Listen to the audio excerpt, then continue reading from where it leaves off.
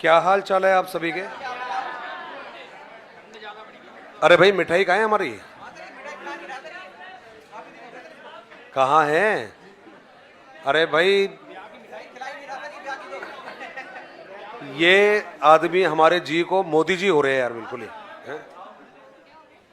मोदी जी बन रहे हैं। अब तो खिला दे यार, काफी चीजें पुरानी होगी होगी अब तो। शादी पुरानी होगी भाई। हाँ, एक महीना तो हो गया, ज्यादा हो गया। एक महीने।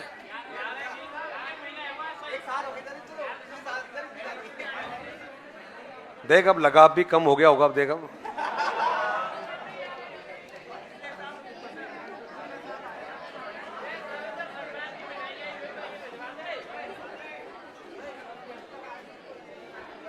तो आप सभी के हालचाल कैसे है भाई? और आपकी तबीयत वगैरह कैसी है भाई? जोरदार।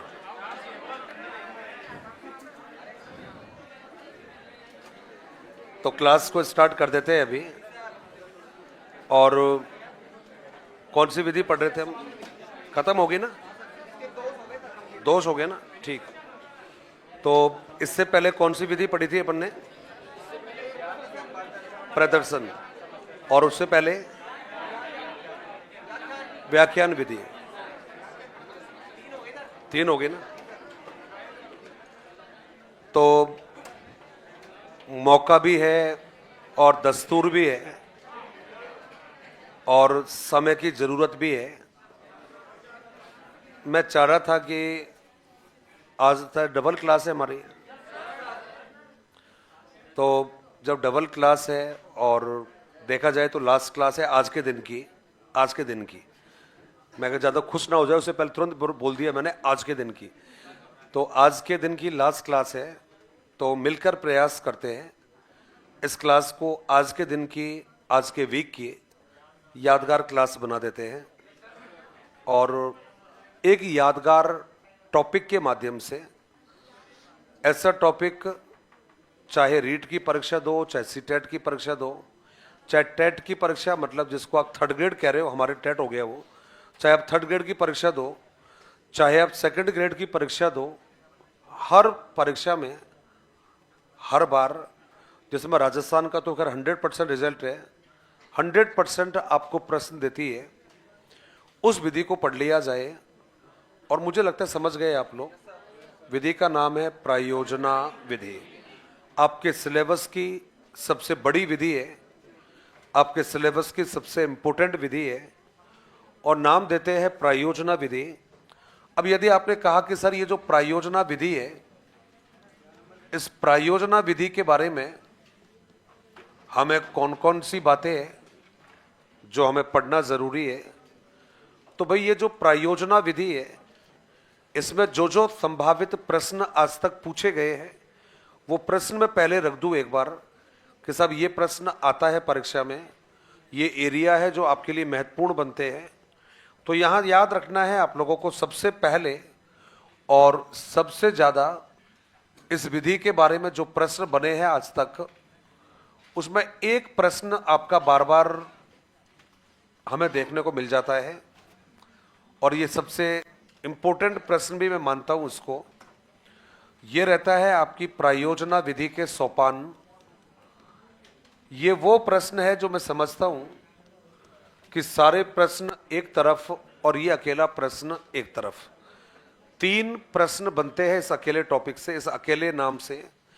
कई बार तो क्या करता है, डायरेक्टली प्रश्न पूछता है कि प्रायोजना विधि के सोपान कितने होते हैं, तो उसमें तो क्या करेगा, आपको ऑप्शन दे देगा 3 4 5 6 7 ऐसा करके।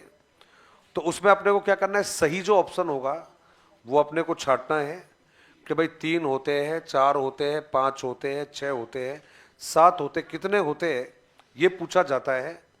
अब यदि मान लो नंबर्स में नहीं पूछा इसको, तो फिर वो क्या करेगा, इसे आपसे पूछेगा कि कौन सा प्रायोजना विधि का सोपान नहीं है। तो उसमें क्या करेगा, आपको 3 4 ऑप्शन सही दे देगा, एक आपको गलत दे देगा, तो आपको गलत वाला पहचानना पड़ेगा।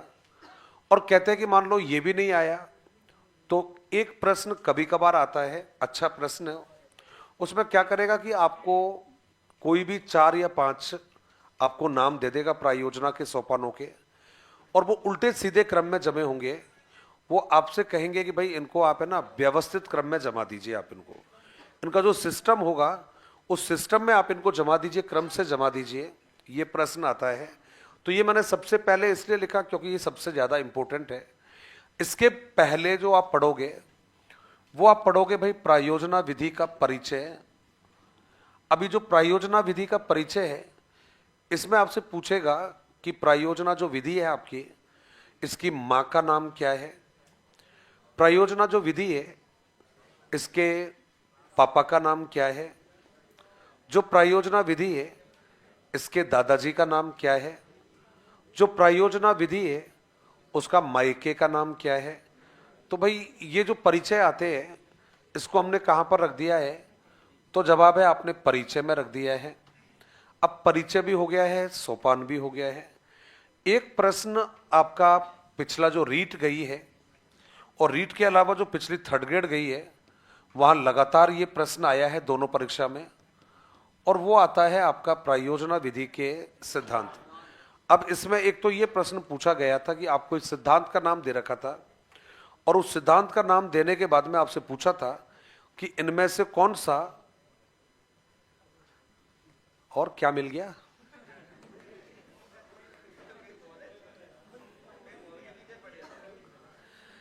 बताओ। पड़े हो पीछे, किसके पड़े हो? फोन के पीछे पड़े हो है?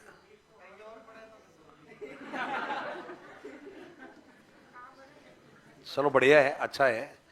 तो आपने कहा अच्छा सर क्या बता रहे थे आप, तो यहां सिद्धांत दे रखा था, और उस सिद्धांत के बारे में पूछा था कि भाई ये जो सिद्धांत है आपका, ये कौन सी विधि का सिद्धांत है। ये प्रश्न क्या था, सहज संबंध सिद्धांत का संबंध कौन सी विधि से माना जाता है। अब सब कई लोग तो बेचारे कंफ्यूज हो गए, क्योंकि सहज संबंध अपने आप में एक विधि का नाम भी है, विधि भी है सहज संबंध, और सहज संबंध संबंध भी पूछ लिया है आपने कि इसका संबंध कौन सी विधि से है। तो बेचारे काफी पढ़ने के बाद में आपके बोला छोड़ो हटाओ रे यार इसको।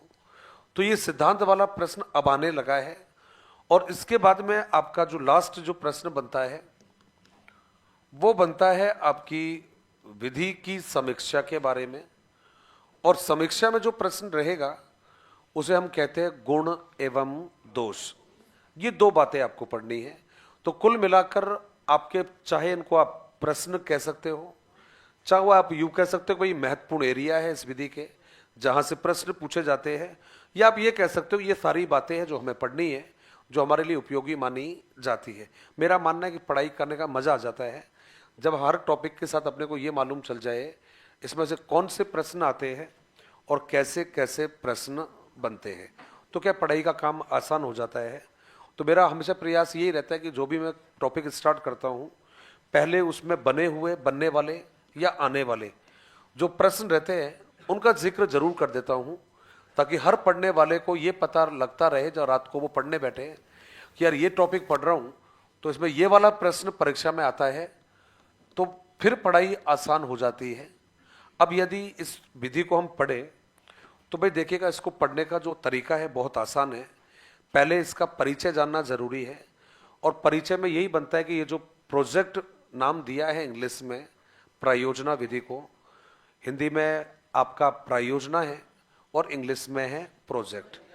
कोई जमाना ऐसा हुआ करता था जब डायरेक्टली पूछता था कि साहब प्रायोजना विधि के लिए प्रोजेक्ट शब्द का प्रयोग कौन से विद्वान के द्वारा किया है, तो ये किसी जमाने में जोरदार प्रश्न बनता था ये कि साहब ये जो प्रायोजना है इसके लिए प्रोजेक्ट शब्द का प्रयोग किया है, और ये जो प्रोजेक्ट शब्द है ये शब्द किसके द्वारा यूज में लिया है, तो ये कई बार पूछा गया है ये। अब साहब कहते हैं कि अमूमन लोग यही कहते हैं कि साहब ये तो रिचार्ड नामक एक विद्वान है, उसके द्वारा ये शब्द का प्रयोग किया है। अब अमूमन लोग कहते हैं जॉन डीवी ने किया है, तो जॉन डीवी ने तो नहीं किया है भाई, किसने किया है? रिचार्ड ने। हमसे पूछेगा कि प्रोजेक्ट के लिए या प्रायोजना के लिए प्रोजेक्ट शब्द का प्रयोग सबसे पहले कौन से विद्वान के द्वारा किया? जवाब क्लियर है आपका, और ये क्या हो गया है आपका? रिचार्ड। अब साहब ये तो कोई दिक्कत नहीं है, शब्द की बात है, समझ में भी आ गया है। अब चाहे आप प्रायोजना कह दो और चाहे आप प्रोजेक्ट कह दो, कहते हो इस शब्द का जो प्रयोग है, ये सर्वप्रथम प्रयोग कौन से क्षेत्र में हुआ, ये भी जानना जरूरी है। तो जब कोई कहेगा कि साहब प्रोजेक्ट या प्रायोजना शब्द का प्रयोग सबसे पहले कौन से क्षेत्र में हुआ, तो यहां पर कहते हैं देखो भाई, उद्यानिकी कह सकते हो, और इसी उद्यानिकी को आप बागवानी भी कहते हो, भाई गार्डनिंग कहते हो आप। तो ये एक आपका जवाब हो गया है। आप उद्यानिकी कहिएगा, आप बागवानी कहिए, बात तो एक ही है। तो कहते हैं साहब प्रोजेक्ट हो गया है, रिचार्ड हो गया है, सर्वप्रथम प्रयोग हुआ है उद्यानिकी या फिर बागवानी में। अब साहब ये जो मामला, समय कह दीजिएगा, घटना कह दीजिएगा, ये मानी गई है 1908 के आसपास की। ये भी नहीं कह सकते कि बिल्कुल सही है, लेकिन ऐसा अमूमन मानते हैं कि साहब अमेरिका में ये घटना घटती है, और अमेरिका में इस शब्द का जो प्रयोग है वो लगभग कब होता है? 1908 के आसपास हुआ है। अब साहब यहाँ दो बातें अपने को मालूम चल गई है। अंग्रेजी में प्रोजेक्ट कह दिया है, शब्द का प्रयोग सबसे पहले उद्यानिकी बागवानी क्षेत्रों में हुई है, समय बनता है 1908 का, देश बनता है अमेरिका। अब एक बात हमेशा परेशान करती है कि सर ये प्रोजेक्ट कहते किसे हैं, सर प्रोजेक्ट होता क्या है? तो भाई देखो, प्रोजेक्ट आप कह दो तो प्रोजेक्ट होता है काम का होता है। प्रोजेक्ट हम कहते हैं काम को। मैंने एक प्रोजेक्ट हाथ में लिया है, मैंने एक काम हाथ में लिया है। आपसे पूछेगा कौन सा प्रोजेक्ट काम में लिया है, तो आपने कह दिया कि 2025 में नौकरी लगकर दिखाऊंगा। प्रोजेक्ट है ये, काम है ये। मैंने कहा कि मैंने एक प्रोजेक्ट हाथ में लिया है। बोला कौन से वाला? बोला जी मैं चाहता हूं कि मैं 2025 में एक लोकप्रिय व्यक्ति बनूं। प्रोजेक्ट है ये। एक ने कहा सर मैंने भी प्रोजेक्ट हाथ में लिया है। कौन से वाला? कि सर मैं 2025 में कोई भी दो वस्तुओं का निर्माण करूंगा, वस्तु का निर्माण। बोला कौन सी वस्तु का करेगा? बोला जी मैं चाहता हूं कि कोई डेकोरेशन करने वाली चीजों का निर्माण करूं मैं। प्रोजेक्ट है ये। एक बच्चे ने कहा कि भाई मैं घर पर साबुन बनाऊंगा। होते ना साबुन, छोटे बच्चे होते हैं, आजकल यूट्यूब का जमाना है ये, और एनसीईआरटी की किताबों में भी आता है भाई साबुन कैसे बनाएं, जेली कैसे बनाएं, टोकरी कैसे बनाएं, डेकोरेशन की चीज कैसे बनाएं। बच्चे ने कह दिया कि भाई मैं तो साबुन का निर्माण करूंगा। भाई प्रोजेक्ट है ये। एक बच्चे ने कहा कि मैं तो विभिन्न प्रकार के जो जीव जंतु है उनके लिए आवास बनाऊंगा, रहने की जगह बनाऊंगा। तो एक बच्चे ने कह दिया मैं तो एक्वेरियम बनाऊंगा, मछली की रखने की जगह होती है एक्वेरियम। तो ये सारे किसके उदाहरण है? प्रायोजना। तो प्रायोजना किसको कहते हैं? कार्य को कहते हैं। वो कार्य जिनको आप हम करते हैं वो क्या कहलाते हैं? प्रायोजना। और हिंदी में इंग्लिश में कहते हैं प्रोजेक्ट कहते हैं। तो अब हमें मालूम है प्रोजेक्ट हो गया है, सर्वप्रथम ये हो गया है। अब ये जो प्रायोजना विधि है इसका एक आधार माना गया है। आधार का मतलब समझ गए कि भाई ये किसी पर टिकी हुई है ये। अब किस पर टिकी है ये? तो कहते हैं साहब एक विचारधारा पर टिकी है, और ये जो विचारधारा है ये होती है प्रयोजनवाद। याद आई होगी आपको आगे की बातें, क्योंकि समस्या समाधान जो विधि है वो भी इस पर टिकी हुई है। तो कहते हैं साहब एक विचारधारा है प्रयोजनवाद, उस पर आधारित मानी जाती है। कौन सी विधि को? तो जवाब है आपकी प्रयोजना विधि को। अब यह नाम आ गया है प्रयोजनवाद। पिछली बार भी बात हुई थी। प्रयोजन का मतलब होता है उद्देश्य, और वाद का मतलब होता है विचारधारा। एक ऐसी विचारधारा जो उन कार्यों पर बल देती है जिनका कोई ना कोई प्रयोजन यानी कि उद्देश्य जरूर होता है। मैडम और हमारे जितने गुरुजी बैठे हैं, मनुष्य जो भी कार्य करता है उसके पीछे कोई ना कोई उद्देश्य अवश्य होता है। बिना उद्देश्य के कोई भी व्यक्ति किसी काम को करता नहीं है। करता है क्या? मैडमों आप आपकी बस्ती में बैठी हुई हो, अभी आपकी बस्ती में कोई देखे समझ जाना उद्देश्य है इसके पीछे, है ना? आप जहां पर बैठे हो आपकी बस्ती है, हम यहां पर आ गए, ये हमारी बस्ती है। अब हमारी बस्ती आपकी तरफ देखे तो समझ जाना इसके पीछे उद्देश्य है ना? पहला जवाब हो गया है। तो कितने लेट समझ में आता है ना आप लोगों के। और कई लोग तो बेचारे इतने, मतलब इतने, सच कह रहा हूँ, मुझे बहुत दया आती है। मतलब पढ़ रहे होते हैं, गर्दन इधर उधर भाग रही होती है, और जब ऐसा देखो, है ना, और जब उधर से कोई सिग्नल नहीं मिलता तो फिर तुरंत बेचारे निराश होकर आते है ना। तो मेरा ये मानना है कि कोई भी गरीब व्यक्ति उधर देख रहा है तो समझ जाओ उसका कोई ना कोई उद्देश्य है। और भाई लक्ष्मी हो, आप बहुत अच्छे हो, आप लोग, कोई डाउट नहीं है, बेहद जोरदार अच्छे हो। लेकिन आपसे निवेदन है भाई, गरीब बुरा मत मानना।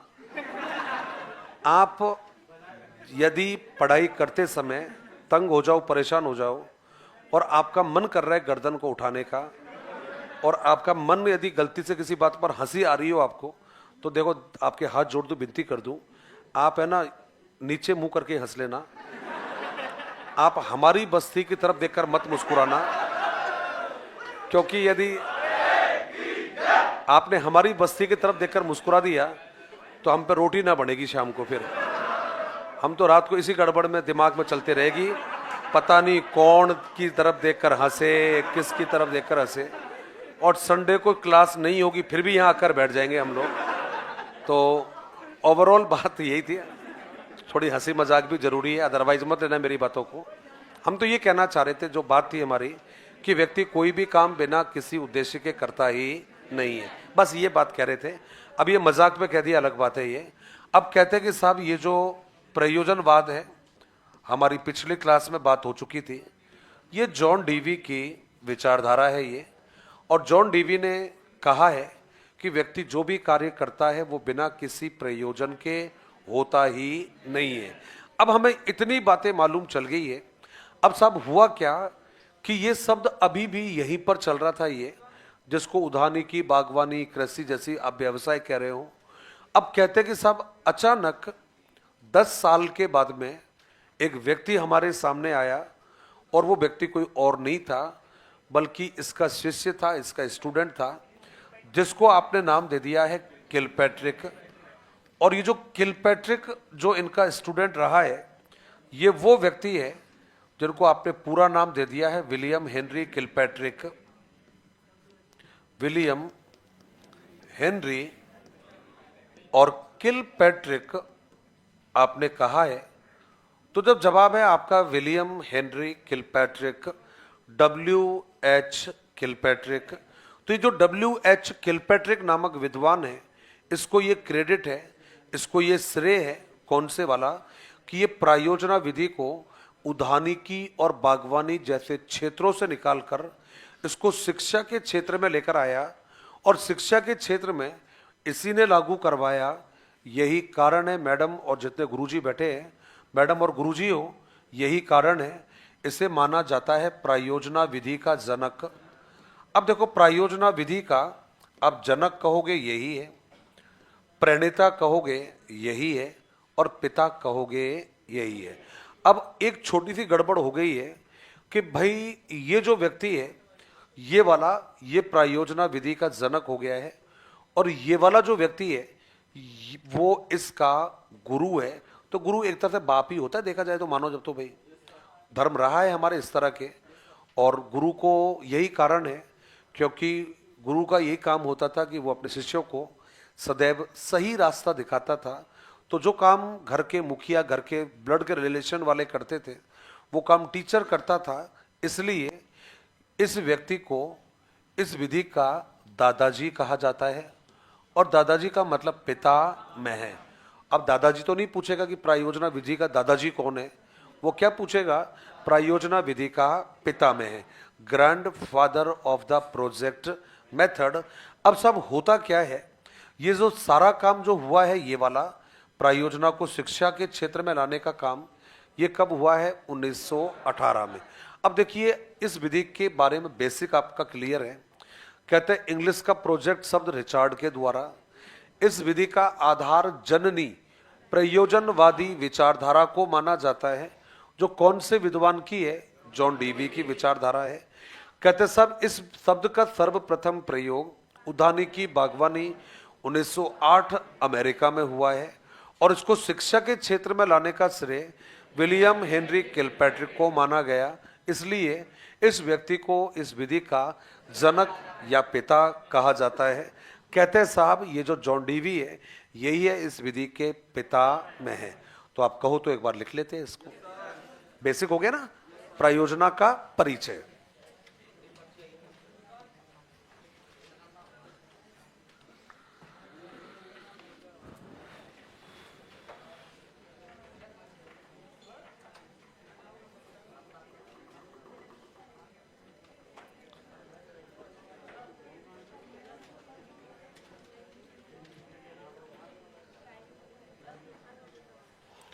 भाई देखो ये जो प्रश्न आपने भेजा है, देखो ऐसे प्रश्न मैं सच कहूं तो बहुत उलझाने वाले प्रश्न है ये कि सर मेरी बीएसटीसी 2022 में सेकेंड ईयर चल रही थी, मतलब यूँ कहिएगा कि बीएसटीसी का सेकेंड ईयर था 2022 में।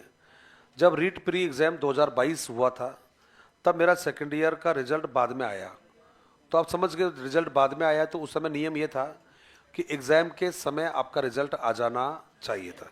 उस समय का नियम तो ये था कि जब आपका रिजल्ट आ गया है बीएसटीसी बीएड का, तब तो आपका जो रीट का सर्टिफिकेट है वो मान्य माना जाएगा। तो उस समय के जो नियम था वो तो अलग था। अब का जो नियम है वो ये है कि आप एडमिशन होते ही आप वो एग्ज़ाम दे सकते हो, लेकिन जब आपका फाइनल यानी कि थर्ड ग्रेड का जब एग्ज़ाम होगा तब आपका रिजल्ट आ जाना चाहिए। तो वो नियम पहले वाला अलग था और आज का नियम अलग है। तो जहाँ तक मैं इस नियमों को समझ पाया हूँ तो मेरे हिसाब से शायद ये जो सर्टिफिकेट है शायद उसको मान्य नहीं मानेंगे।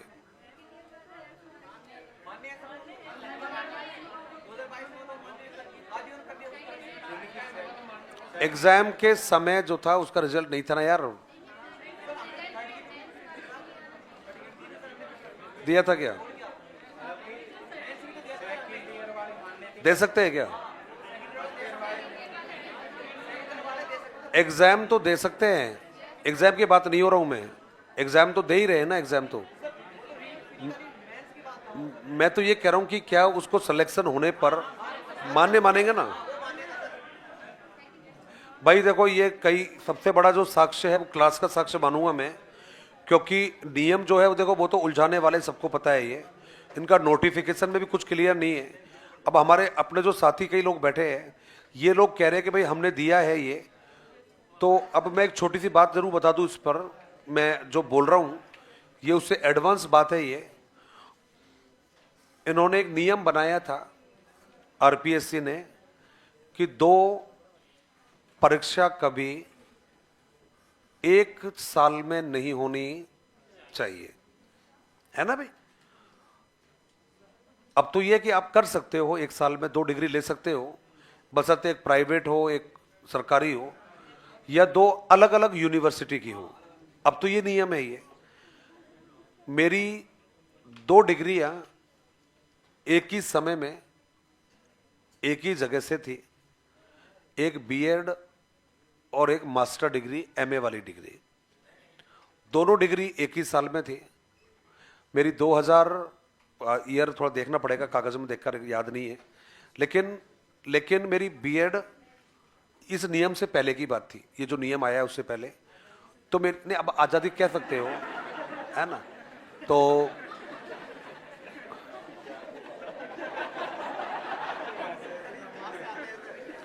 नहीं, अब मैं क्या करूं। अब आप लोग भी ऐसे विचित्र प्राणी पे हंस रहे हो। अब यदि इसकी काबिलियत पे हंस रहे हो तो ठीक हंसे आप, कि यदि मैं 1900 बोलता तब तो आपका आज़ादी बोलना ठीक था। अब मैं 2000 बोल रहा हूं, तब 2000 में आज़ादी कहां से लाओगे, ये मेरी समझ से बाहर है ये। तो मैं तो गंभीर इसलिए हो गया था कि यार मैं 2047 तो नहीं बोला मैंने, है ना। तो उस समय पर बाकायदा मेरी काउंसलिंग हुई, बाकायदा मेरे डॉक्यूमेंट्स को भैया वैलिड माना। तब मेरे दिमाग में उसी दिन से ये विचार आ गया था कि ये नियम बनाते कुछ और है और इनके पता तो इनको खुद को भी नहीं होता। तो लीगली एक अलग चीज़ होती है क्योंकि बाद में टेक्निकली प्रॉब्लम आ जाती है। तो ये दोस्त कह रहे हैं कि ऐसा है, यदि क्योंकि एग्ज़ाम दिया हुआ है इन्होंने, तब तो मैं कहूँगा कि शायद ये ठीक है ये। और भाई देखो, करियर का मामला कोई डाउट रहे यदि, तो दो इसके तरीके हो सकते हैं। तरीका नंबर फर्स्ट, या तो कस्टमर केयर या मेल डाल के देख लो। मेल पे ये रिप्लाई कभी नहीं करते, ये बड़ा गंदा है माध्यमिक शिक्षा बोर्ड, तो ये मेल का रिप्लाई तो नहीं करते हैं ये, लेकिन वहाँ हेल्पलाइन नंबर पर बात हो जाती है। नहीं, अरे यार छोड़ो ना बात को, मैं बता रहा हूँ हो जाती है। अब कई बार, अब कभी, अब ये सोचो ना यार, पूरे राजस्थान के बच्चे फोन करते हैं, अब ये भी तो सोचो ना यार, कोई 50 फोन थोड़ी है उनके पास, नहीं है 50 फोन, 2 फोन है केवल। मैं तो कई बार गया हूं ना मैं तो, और वो फोन नॉन स्टॉप बजता है, वो नॉन स्टॉप। कई बार लंच के समय पर कोई पियोन वगैरह उठा लेता है, उसको आधी अधूरी जानकारी होती है, वो कह देता है साहब आधे घंटे बात करना, 10 मिनट बात करना। तो एक तरीका तो ये है। दूसरा तरीका ये यार, कईयों के यार जानकार रहते हैं यार अजमेर में, किसी का नज़दीक का किसी का दूर का, ये लोग रीट की एग्जाम के अलावा पूरे साल मच्छर और मक्खियां मारते रहते हैं। मैं गया हूँ 4-5 बार। तो बढ़िया तरीका ये, किसी को बोल दे जाके मालूम कर लेगा, सबसे बढ़िया बात है। वो पूरी नियमावली पकड़ाते हैं वो। कि मामला करियर का नहीं होता था यार, मैं भी डायरेक्ट ही बोल देता यार मैं, लेकिन करियर का मामला है भाई, ये मेहनत करते हो, पढ़ाई करते हो साल भर, तो कोई गलत एडवाइस नहीं देना चाहता, हवा में तीर नहीं मारना चाहता, तो कोई किसी का जानकार वानकार रहता हो तो पूछ लेना एक बार, नहीं तो फिर मेरे पास जानकारी यार प्रॉपर नहीं हो पाएगी भाई, माफ कर देना। अगला जवाब है आपका प्रायोजना विधि।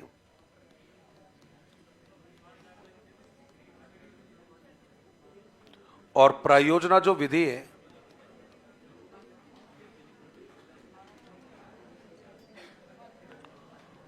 और इसमें लिखिएगा प्रायोजना के लिए प्रोजेक्ट शब्द का प्रयोग, बिल्कुल मेरे साथ आप तो लिखना ही है ना भाई, समझाने का काम तो मैंने कर ही दिया है, अब तो लिखना है, सभी को लिखना है मेरे साथ में। प्रायोजना के लिए, हाँ जी, आपने तो लिखवा तो रहा हूं डार्लिंग, क्यों दुखी हो रहे हैं। प्रोजेक्ट यानी प्रायोजना के लिए, प्रोजेक्ट शब्द का प्रयोग। ये लक्ष्मी क्या हो गया, लड़ रही है। शब्द का प्रयोग सर्वप्रथम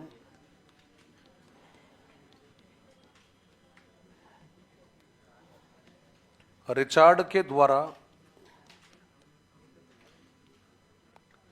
रिचार्ड के द्वारा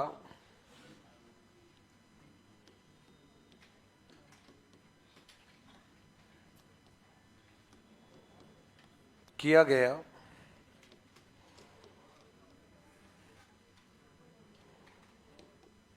प्रायोजना से अभिप्राय,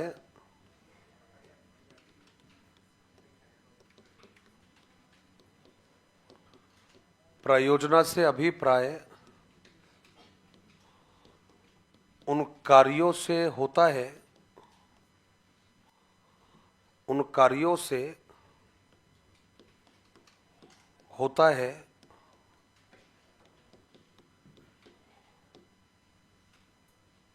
जिनके पूर्व निर्धारित उद्देश्य होते हैं, जिनके पूर्व निर्धारित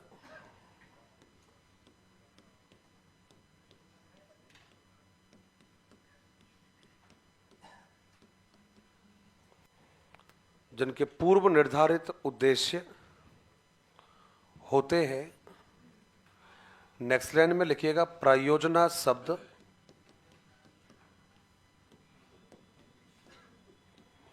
सबसे पहले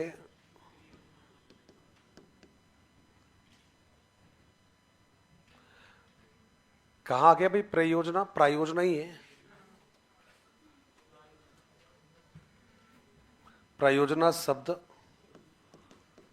सबसे पहले उद्यानिकी कौमा बागवानी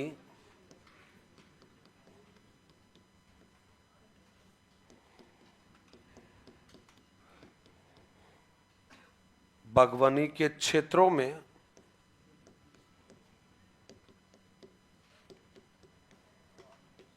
वर्ष जरूर लिख देंगे 1908,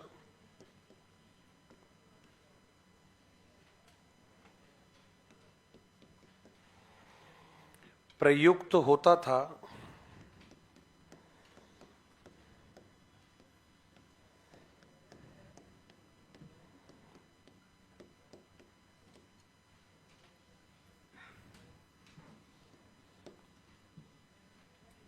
प्रायोजना शब्द को या प्रायोजना शब्द का आधार जॉन डीवी की दार्शनिक विचारधारा प्रयोजनवाद जॉन डीवी की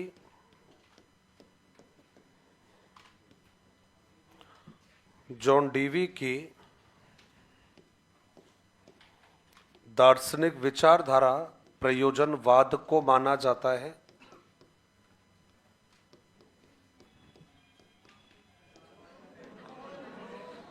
दार्शनिक विचारधारा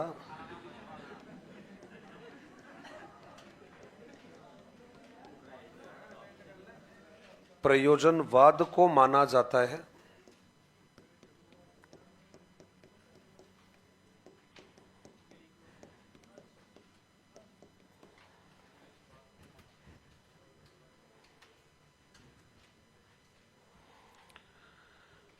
तो ये परिचय है केवल शब्दों का, इसमें अपने को ध्यान रखना है। पहला जो शब्द था, पहला जो नाम था, उसमें हमने नाम दिया कि भाई प्रोजेक्ट नाम दिया था, रिचार्ड ने दिया है।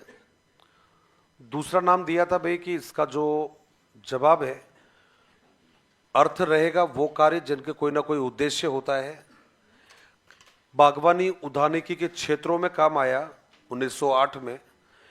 कहते साहब इसका जो आधार है वो जॉन डीवी की दार्शनिक विचारधारा प्रयोजनवाद को माना जाता है। ये हमने लिखा है, ये लिख लिया हो तो मुझे बताइए, फिर आगे वाली लाइन में चले। फिर हम लोग नेक्स्ट लाइन में लिखिएगा। लगभग 90% से ज्यादा लोग लिख चुके हैं। 10% लोग वो है जो या तो फोन देख रहे हैं नीचे गर्दन करके,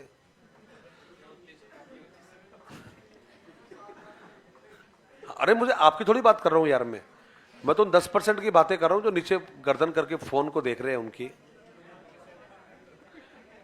अब फिर ये रहता है गलतफहमी, शायद वो लिख ही रहे हैं अभी। नेक्स्ट लाइन में लिखिएगा, इस शब्द को शिक्षा के क्षेत्र में लाने का श्रेय, इस शब्द को शिक्षा के क्षेत्र में लाने का श्रेय William Henry Kilpatrick, William Henry Kilpatrick को माना जाता है। या पूरा लिख देंगे विलियम हेनरी किलपैट्रिक, और साथ में वर्ष भी लिख देंगे, और वर्ष रहेगा आपका 1918 को माना जाता है।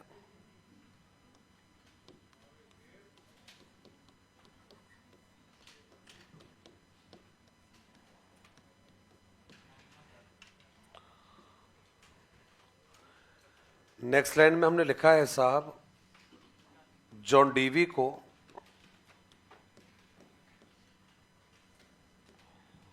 इस विधि का, जॉन डीवी को इस विधि का पितामह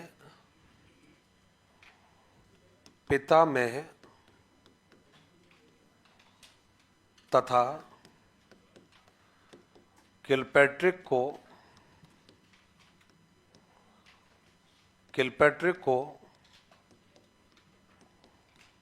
विधि का जनक, कॉमा करके प्रणेता भी हम लिख देते हैं, कहते हैं।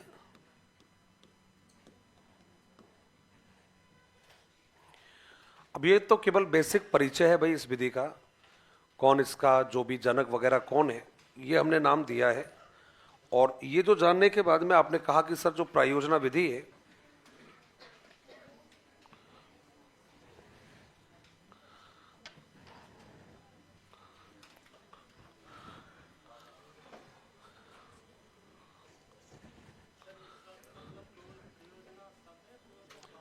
दरअसल में क्या है कि विधि जो है वो तो है प्रायोजना। मैं वही कह रहा हूं, मैं शब्द तो आपका प्रायोजना है ना, और विचारधारा का नाम क्या है, प्रयोजनवाद। तो यहां जो विधि का नाम है वो क्या चल रहा है आपका, प्रायोजना। तो ये सारा जो नाम चल रहा है ना, इस शब्द का, इस शब्द का मतलब हुआ प्रायोजना। ये लिख ला कि भाई आप लोगों ने, आगे चल सकते हैं फिर। अब नेक्स्ट लाइन में आप छोटा सा हेडिंग बनाएंगे, और हेडिंग बनाकर लिख दीजिएगा भाई, और उसमें लिखेंगे विधि संबंधी कथन। विधि संबंधी कथन। कथन लिख देना एक ही बात है, परिभाषाएं लिख देना एक ही बात है। विधि संबंधी कथन, इसका मतलब है अलग अलग जो विद्वान हुए हैं उन्होंने क्या क्या कहा है इस विधि के बारे में, ये अपने को जानना बहुत ज़्यादा ज़रूरी है। अब मैं आपको लगभग 4 नाम बताऊंगा, 4 शब्द बताऊंगा, और 4 शब्द का मतलब हो गया 4 परिभाषाएं हो गई है। अब मज़ा तब आएगा भाई, ये 4 जो परिभाषाएं हैं यदि आप लोग क्लास में ही याद कर लोगे तो मैं समझता हूँ फिर आज का काम काफ़ी हद तक लगेगा कि यार ठीक ठाक चल रहा है अपना। तो मैं भी प्रयास करूँगा, थोड़ा बहुत प्रयास आप लोग भी कर लेना एक बार। तो आपने कहा सर बताइए, तो पहली जो कथन है वो किसका रहेगा, किलपैट्रिक का रहेगा। अब आप कहोगे सर क्या कहा था किलपैट्रिक ने, तो किलपैट्रिक ने एक छोटी सी डेफिनेशन बोली है, ध्यान से सुनना जरा आप। पहली बार में आप में से कईयों को याद हो जाएगी, दूसरी बार में कुछ ही लोग रहेंगे जिनको याद नहीं रहेगी, वरना सबको याद हो जाएगी, और तीसरी बार में सबको याद हो जाएगी। तो प्रयास करना आप भी कि हम तीसरी बार तक ना चलना पड़े, दूसरी बार में याद हो जाए सबको। तो भाई कहा क्या है, ये कह रहे हैं कि प्रयोजना वे सउद्देश्य पूर्ण कार्य है जिन्हें बालक सहृदयता से वास्तविक जीवन जैसी परिस्थितियों में पूर्ण करता है। ये इनका पहला वाक्य है, पहली डेफिनेशन है। जो जो लोग हंस रहे हैं उनको सबको याद हो गया है, मुझे पता है। वाह मैडम वाह।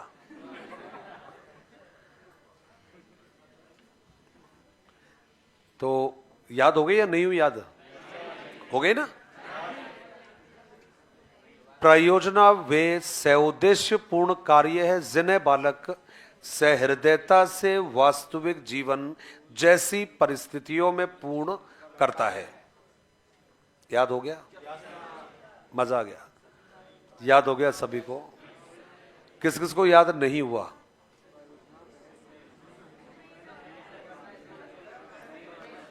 इसका मतलब है सबको याद हो गया है। भाई जिन्होंने नहीं बोला है हाथ खड़ा किया उनको नहीं हुआ, बाकी सबको हो गया ना, यही मतलब है ना। हाँ मैं भी वही सोच रहा हूं पूछने की, मैं भी वही सोच रहा हूं। हमारे जो बहुत अच्छे मित्रों ने हाथ खड़ा किया है, उन्होंने मतलब ईमानदारी का परिचय दिया है उन्होंने कि साहब हमें तो नहीं हुआ है, लेकिन जो बाकी हुआ है उनको भी चेक कर लो एक बार। तो आपका जो वचन है उसको मैं खाली नहीं जाने दूंगा। तो देख रहा हूं कि पहले मुर्गा या मुर्गी किसको बनाया जाए, है ना। बराबर तो होगा, नाम तो बराबर होना चाहिए। तो पहले गुरुजी को पूछता हूं मैं, सब याद कर लीजिए, प्रयोजना का मतलब होता है सउद्देश्य पूर्ण कार्य।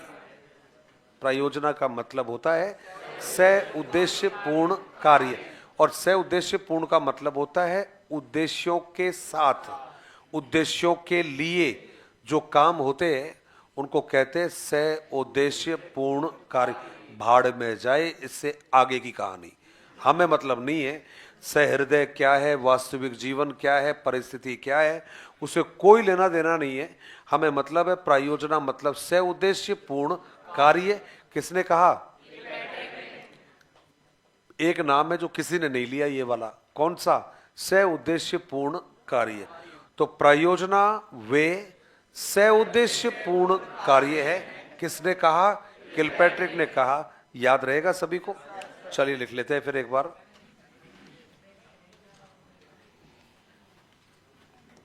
उसमें लिखा आप लोगों ने, प्रयोजना वे से उद्देश्य पूर्ण कार्य है जिन्हें बालक सहृदयता से। भाई नाराज तो हो गए क्या? किस बात पर नाराज हो गए यार? हाँ, उद्देश्यपूर्ण कार्य है। हाँ, क्या करना चाहिए मेरे को अभी? अच्छा, 100 लगाऊं, से उद्देश्य नहीं लिखूं? बताओ यार, वकील हो यार। अच्छा, जिसको गलत लग रहा है वो आप सही कॉपी में लिख लो।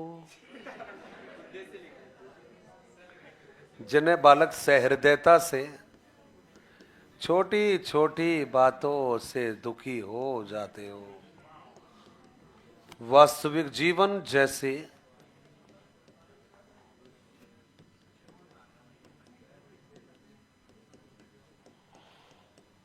परिस्थितियों में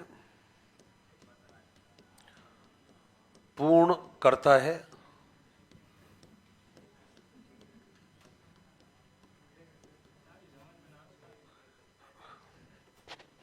क्या समझ में नहीं आ रहा? बताओ मेरे को। पता है डार्लिंग, दुखी क्यों होना है? उद्देश्यपूर्ण लिख लो ना यार। प्रयोजना वे से उद्देश्यपूर्ण कार्य है जिन्हें बालक सहृदयता, जिन्हें बालक सहृदयता से वास्तविक जीवन जैसी परिस्थितियों में पूर्ण करता है। सहृदयता, सहृदयता का मतलब होता है मन से, दिल से, इच्छा से, रुचि से।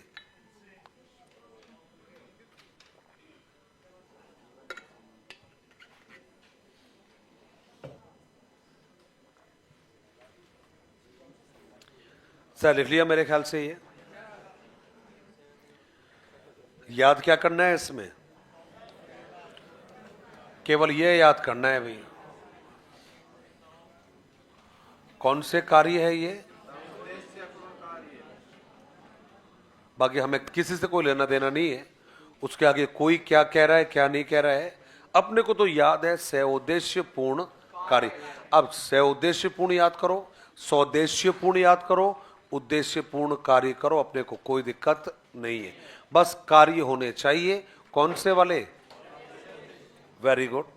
ये हो गया भाई, पहली डेफिनेशन हो गई है। अब एक दूसरी डेफिनेशन आएगी और उस विद्वान का नाम है स्टीवेंसन। क्या नाम रहेगा भाई?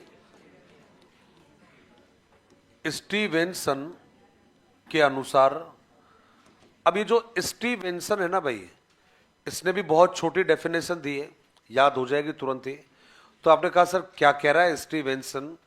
इसने कहा भाई प्रयोजना वे समस्यात्मक कार्य है जिनका समाधान बालक अपने प्राकृतिक वातावरण में करता है। मैं रिपीट कर रहा हूं, प्रयोजना वे समस्यात्मक कार्य है जिनका समाधान बालक प्राकृतिक वातावरण में करता है। अब ये किसने कहा है? ये स्टीवेंसन ने कहा है। याद तो करनी पड़ेगी प्रयोजना की ये वाली डेफिनेशन। तो इसमें भी देखो भाई, याद तो करना है, समस्यात्मक कार्य। प्रयोजना कैसे कार्य होते हैं? समस्यात्मक कार्य होते हैं। किसने कहा है ये? तो जवाब है स्टीवेंसन ने कहा है। तो नेक्स्ट लाइन में आप लिख दीजिएगा, प्रयोजना वे समस्यात्मक कार्य है, वे समस्यात्मक कार्य है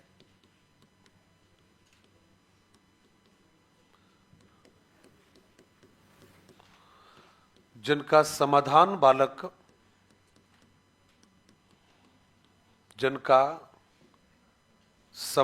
बालक अपने प्राकृतिक वातावरण में करता है।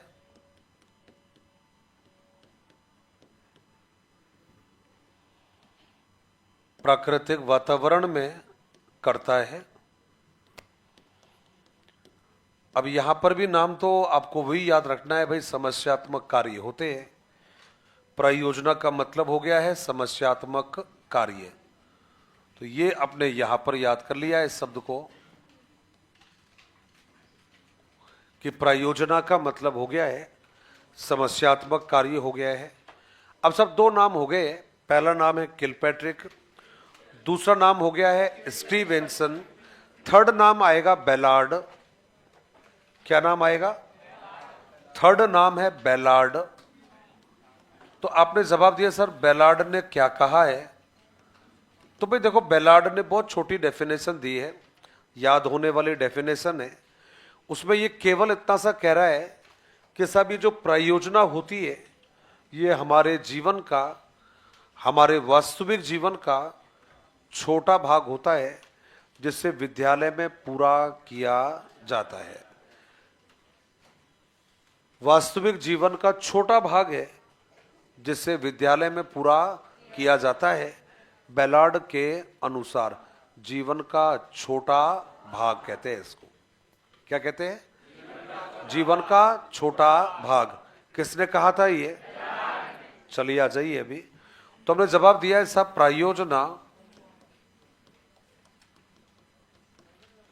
प्रयोजना वास्तविक जीवन का छोटा भाग है। प्रयोजना वास्तविक जीवन का छोटा भाग है। प्रयोजना वास्तविक जीवन का छोटा भाग है जिसे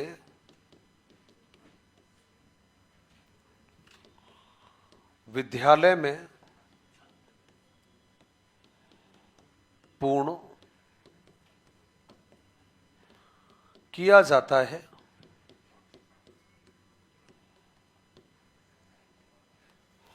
तो नाम तो यहां पर भी यही करना है भाई, जीवन का छोटा भाग। प्रयोजना का मतलब है जीवन का छोटा भाग, और ये किसने कहा था ये? तो जवाब है बेलार्ड ने कहा था। अब अगला जो जवाब है आपका कि भाई सर और क्या आंसर रहेगा इसका, तो हमने अगला जो आंसर है आपका उसमें फिर एक नाम जोड़ा है और वो नाम रहेगा आपका पार्कर। क्या रहेगा? पार्कर रहेगा। अब आपने कहा सर पार्कर ने क्या कहा, उसकी भी बहुत छोटी डेफिनेशन है। वो कहता है साहब प्रयोजना कार्यों की इकाई है जिसमें योजना निर्माण से लेकर उसकी संपन्नता मतलब पूर्णता तक का कार्य बालक करता है। मैं अगर बोल रहा हूं दोबारा से, प्रयोजना कार्यों की इकाई है जिसमें उनकी योजना से लेकर उनकी संपन्नता तक का कार्य बालक करता है। ये जवाब किसने दिया है ये? तो जवाब दिया है पार्कर। तो हमने जवाब दिया सर वो कैसे लिखवाया है जरा बताइए एक बार। तो साहब जब हमने आंसर दिया है पार्कर क्या कह रहा है, तो पार्कर ने जो कहा है वो केवल इतना सा कह रहा है कि सब प्रयोजना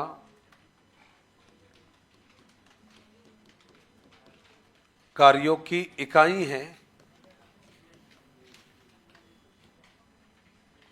कार्यों की इकाई है जिसमें योजना निर्माण से लेकर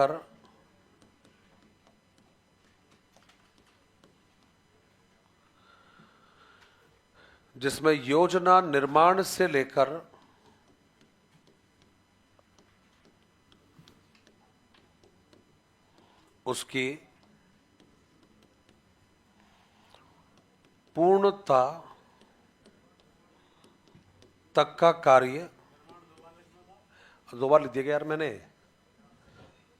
दो बार तो मत लिखो यार, फिर एक बार ही ठीक रहेगा, दो बार तो ज्यादा हो जाएगा यार। ये एक बार ही लिख दो यार। मिस प्रिंट क्या यार, एक तो पता है क्या गर्मी लग रही है यार यहाँ जब है ना, तो यार ये एक तो ये आंखों पे ये चुभती है ना यार, ये तो सच बताऊं मतलब यहाँ खड़े रहना बड़ा मुश्किल हो जाता है। ऐसा मन करता है यहाँ से भग के ना बस यहाँ खड़े हो जाए, क्योंकि यहाँ थोड़े फिर भी शीतलता लगती है यार। तो मैं माफ़ी चाहता हूँ, ऐसे ऊक चूक हो जाते हैं कई बार, वो केवल इसलिए होता है कि दिमाग है ना भगरा होता है यहाँ से बुरी तरह से, और जिसमें योजना निर्माण से लेकर उसकी पूर्णता तक का कार्य क्या बनने वाला है? बीजना।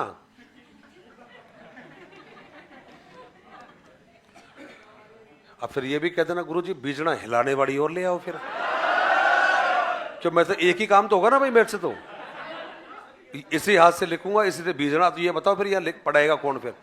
तो मैं बीजना मैं ले आता हूं,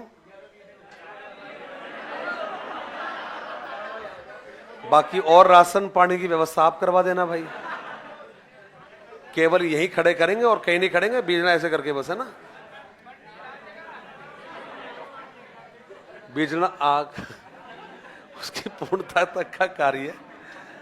आपने लिखा कि प्रायोजना कार्यों की इकाई है जिसमें योजना निर्माण से लेकर उसकी पूर्णता तक का कार्य बालक करता है।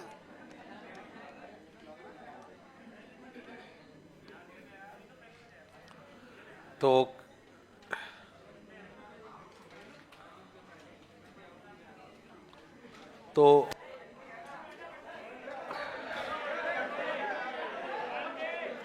ये क्या अभी लेने जा रहा है कि?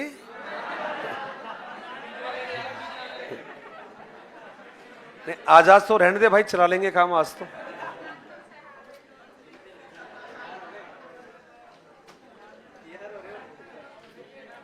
नहीं वो आज तो काम चला लेंगे, शनिवार है आज मैंने कहा।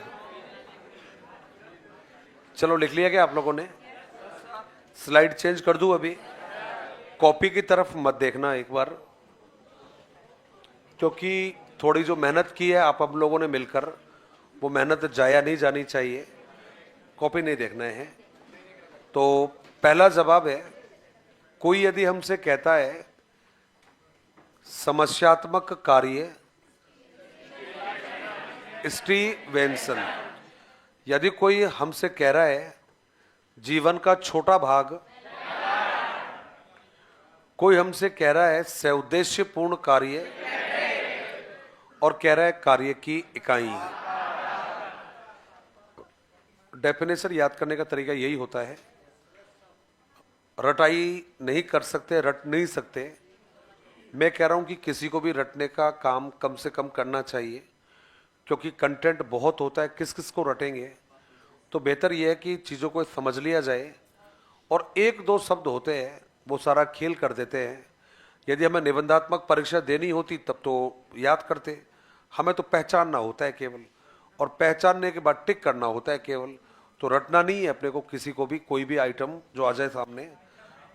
आइटम का मतलब पढ़ाई को ही बोलते हैं मेरे दोस्त।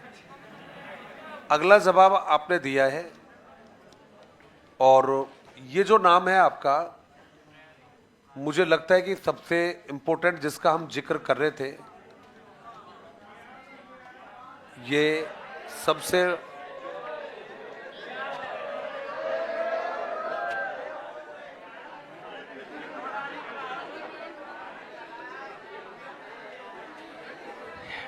आ जाइए।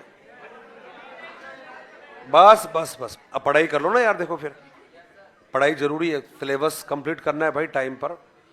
बड़ी बड़ी ये विधियां हैं, ये कॉन्सेप्चुअल चीज़ें हैं ये।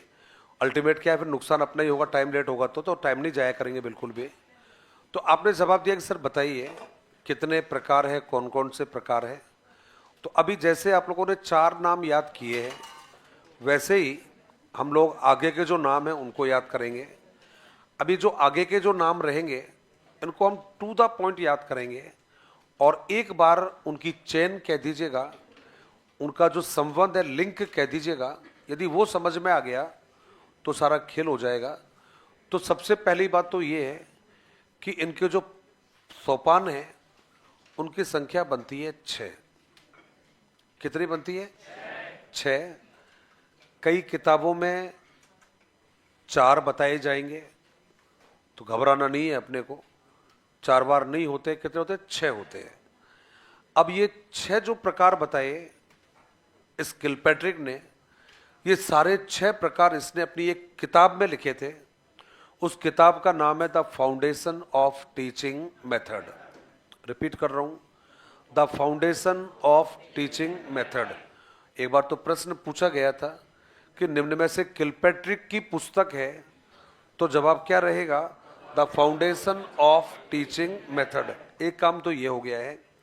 अब दूसरा जवाब हमें ध्यान रखना है कि भाई जो पुस्तक है इसकी, the foundation of teaching method, उसमें जो 6 सोपान बताए हैं, ये 6 सोपान कौन कौन से हैं?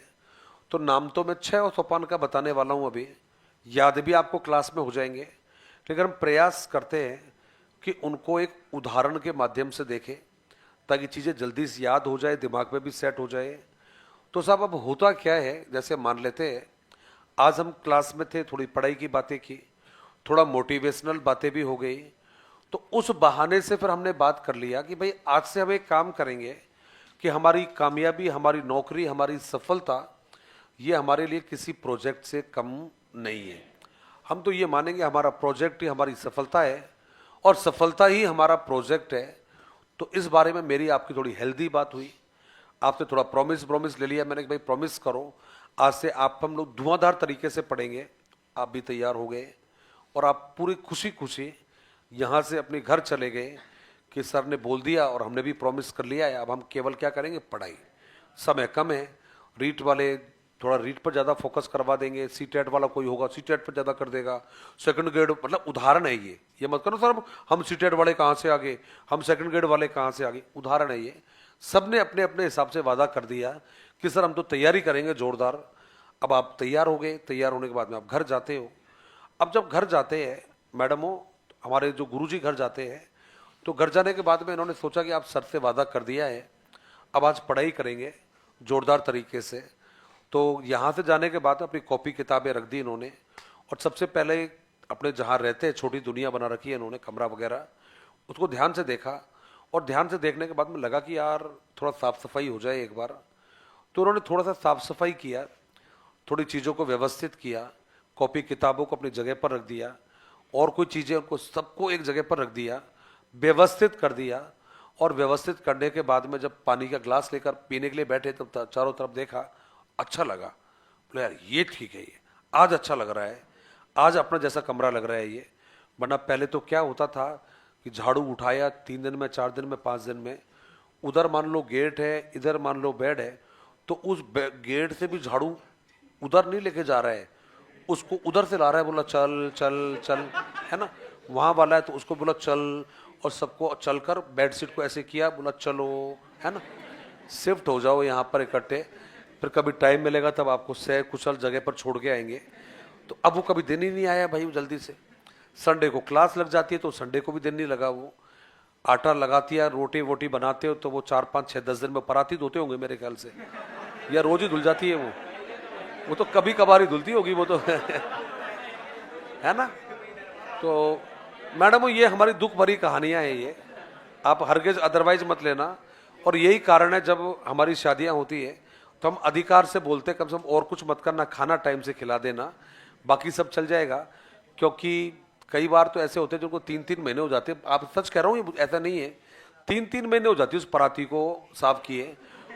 और जिस दिन साफ करते हैं चाकू से खुरच खुरच कर साफ करते हैं उसको, है ना, कि दुश्मन साफ क्यों नहीं हो रहा, साफ क्यों नहीं हो रहा। कईयों तो बेचारों के नाखून भी इंजरी हो जाते क्यों, नाखून से खुरचते ऐसे करके। तो ऐसा हमारा संघर्षों में जीवन गया है। तो अब क्या होता है साहब, उस दिन साफ सफाई किया, चारों तरफ देखा तो अच्छा लगा, ये हमारा हो गया है पहला काम। और उस पहले काम को अभी लिखना मत, क्योंकि उससे पहले 2 लाइन यहाँ लिखवाऊंगा, तो मैं स्टेप वहाँ लिख रहा हूँ अभी, ताकि एक एक क्लियर होता चले। तो पहला जो है, इसको नाम दिया है आपने वातावरण। और वातावरण नहीं कहना चाहो तो आप परिस्थितियां कह सकते हो या परिस्थितियों कह सकते हो, का निर्माण करना। ये हो गया भाई पहला काम। बात ठीक भी है, पहला काम कोई भी, जब हम किसी कार्य की शुरुआत करते हैं तो पहले उस काम के लिए आदर्श परिस्थितियां बनाते हैं। तो पहला काम हो गया है। अब आपने घर अपना जहां भी रह रहे हो उसको सिस्टमेटिक कर लिया, साफ सुथरा कर लिया। उसके बाद में दूसरा प्रश्न दिमाग में आता है कि यार मैं आज पढ़ूं क्या। और जब हम नए सिरे से पढ़ाई करते हैं मैडम, वो सब पर लागू होता है, आप पर भी, मुझ पर भी, हम सब पर भी। हम जब नया या नए शुरू से, नए दौर से, नए तरीके से जब पढ़ाई स्टार्ट करते हैं तो मन में यही प्रश्न आता है कि मैं पढ़ूं क्या, कौन सा सब्जेक्ट पढ़ूं मैं, क्योंकि कई सारे सब्जेक्ट हैं जो आपको पढ़ने होते हैं और ये बड़ा मुश्किल प्रश्न होता है सब्जेक्ट का चयन करने में कि आज मैं कौन से वाला सब्जेक्ट को पढूं। तो जब आप आपकी पसंद से, अपने विवेक से किसी सब्जेक्ट को सेलेक्ट कर लेते हो, वो आपका बन जाता है दूसरा स्टेप। और उस दूसरे जो स्टेप है उसी को आपने नाम दे दिया है विषय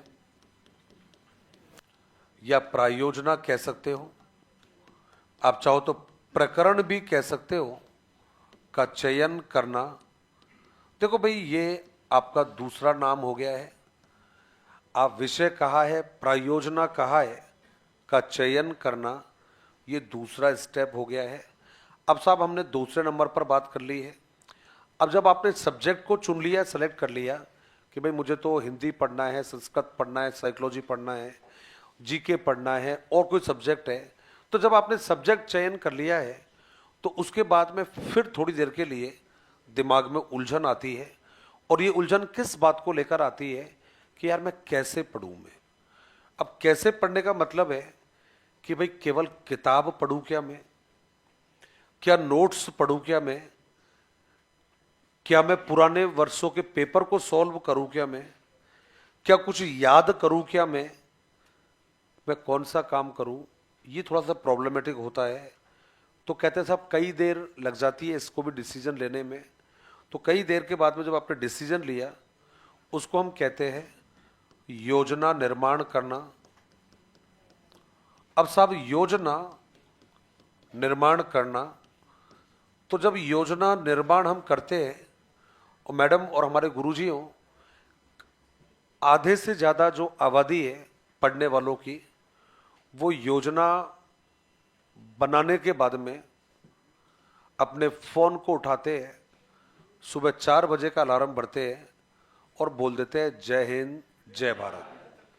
कारण साफ है, सबसे मुश्किल काम तो कर लिया, योजना बनी गई, अब केवल क्या करना है, पढ़ना है। पढ़ाई सुबह से करेंगे, सुबह 4 बजे से। और इतिहास गवाह है,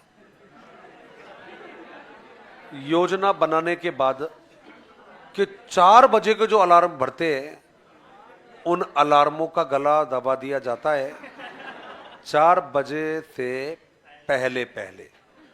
कुछ लोग जाकर अपने बिस्तर पर लेट जाते हैं क्योंकि नींद आ जाती है। वो समय होता है लाइफ का सबसे मज़ेदार सीन, सबसे मज़ेदार टाइम, जब आपको बैठे बैठे पढ़ाई करते समय जब नींद आ रही होती है, पढ़ाई करोगे, खाना खाने के बाद बैठोगे, 100% नींद आएगी और उसमें सो जाते हैं लोग बाग। साइंटिफिक है, खाना खाने के बाद में आप बैठोगे तो नींद आएगी, क्योंकि डाइजेशन के समय हमारे ब्लड का जो सर्कुलेशन है वो स्लो हो जाता है और आपके ब्रेन तक, आपके माइंड तक जो ब्लड की सप्लाई है वो धीमी गति से होती है, जिसकी वजह से नींद आना तो स्वाभाविक है। तो ये तो साइंटिफिक कारण कह सकते हो आप। दूसरा जवाब यदि बात करें, अब 2 तरह के लोग होते हैं, एक तो जाकर सोच लेते हैं कि सोना है मेरे को, एक लोग होते हैं कि जो खुद को सजा दे रहे होते हैं, कभी पानी से मुंह धो के, कभी बाहर घूम के, तरह तरह के तरीके। मेरा मानना है थोड़ा संघर्ष करना चाहिए और संघर्ष करने के बाद में बिस्तर पर जाकर लेट जाना चाहिए, लेकिन कंबल रजाई ओढ़नी नहीं चाहिए। कारण सुन तो लो ना यार, डॉक्टर भी आपके सामने खड़ा है, इलाज भी सामने बता रहा है, चेकअप भी सामने कर रहा है, फिर कहाँ दिक्कत आ गई है। तो जब आप बिस्तर पर जाकर लेटोगे, आपकी नींद तुरंत गायब हो जाएगी, क्योंकि ये नींद बड़ी बेवफा होती है। ये तब आती है जब हमें इसकी ज़रूरत नहीं होती है, और ये तब हरगिज़ नहीं होती है या नहीं आती है जब हमें इसको ज़रूरत होती है। तो जब वो किताब आपके हाथ में होगी और आपकी आंखें खुली होगी, तब 100% ये आएगी। और किताब को रखने के बाद में आज ही चाहो तो चेक कर लेना कितने बजे की बात हो, आप जैसे ही बिस्तर पर जाकर लेटोगे आपको नींद नहीं आएगी। इसका साइंटिफिक कारण ये है कि रोशनी में ज़्यादा समय तक रहने से और हमारी शटर को ज़्यादा देर तक खुली रखने से हमारी शटर के ऊपर प्रेशर बढ़ जाता है, जिसके कारण नहीं चाहते हुए भी हमारी आंखें, पलक बंद होना, मतलब शटर बंद होना चाहती है। अब इसका लाइव जो टेलीकास्ट है आपने तब देखा होगा, मेरे मित्रों ने, मेरी मैडम ने, उन लोगों ने जो रात को ड्राइविंग करती होंगे या करते होंगे, और जब सामने से जब लाइट आती होगी तो आपकी आंखें ऐसा लगता होगा जैसे ये बंद होने वाली है। उसका कारण है, आप बिस्तर पर जाकर लेट जाइए, लेकिन इतना पेशेंस आपके अंदर होना चाहिए कि 2 मिनट बाद में मैं दोबारा खड़े होकर वापस आ जाऊं। अब ऐसा नहीं कि अब आ ही गए तो, है ना। जय हिंद, जय भारत। तो ये तो भाई काम नहीं करना है अभी। तो उस काम को जो आपने नाम दिया है, योजना निर्माण किया है, तो कई लोग तो क्या कर देते हैं कि भाई good night, sweet dream, see you morning 8 o'clock हैं, और कई तो स्टेटस भी लगाते हैं गुड नाइट सायोनारा है। कई लोग तो वहीं पर लगा लेते हैं, वो तो मैसेज देते हैं जमाने को, है ना। इस रूट की सारी लाइनें अब बंद हो चुकी है, अब कृपया संपर्क करने का प्रयास नहीं करें। कई बार सो रहे होते हैं, कमरों में खिड़की दरवाजे तो होते ही है, सर्दियों का टाइम है तो हम दरवाजे तो बंद रखते ही है, कई बार खिड़की को खुली छोड़ देते हैं, थोड़ी बहुत खुली छोड़ देते हैं।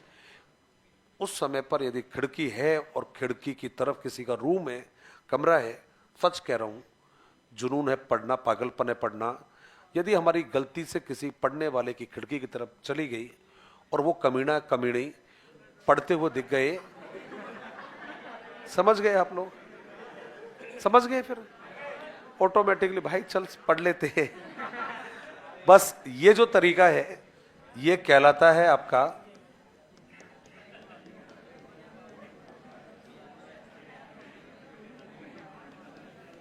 कौन सा हो गया है, क्रियान्वयन करना।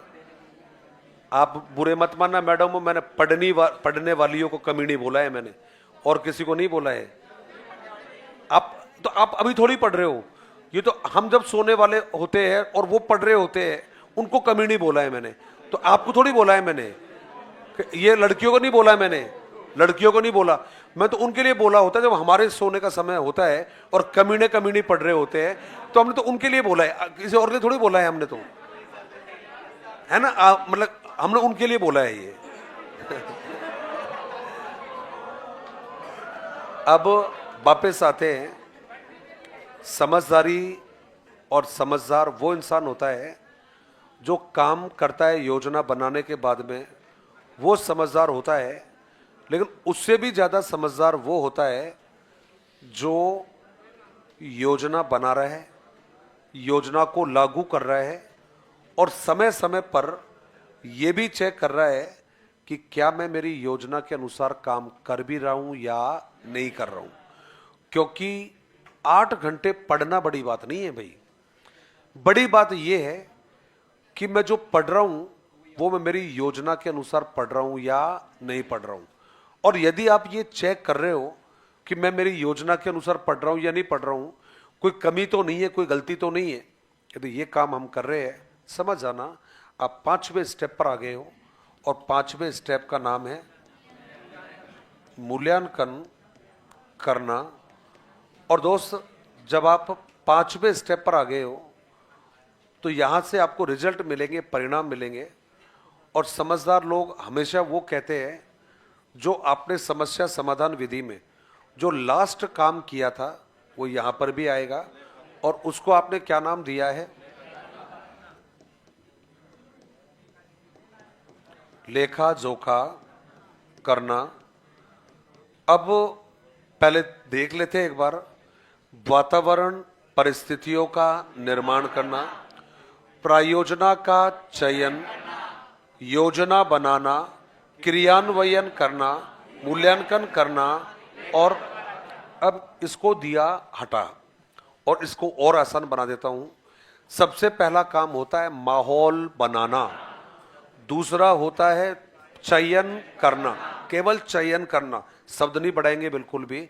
माहौल बनाना, चयन करना, योजना बनाना, क्रियान्वयन करना, मूल्यांकन करना, लेखा जोखा करना।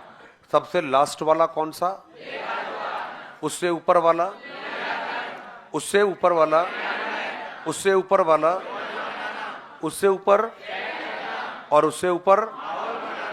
वेरी गुड, माहिर हो आप तो। बन गया माहौल।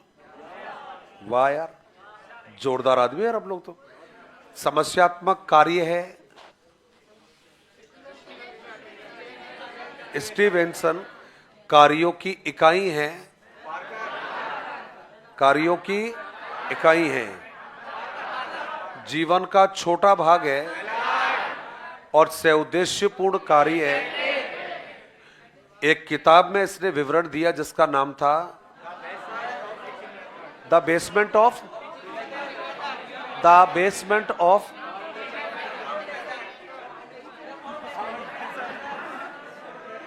आजा, अरे आजा, आजा आजा।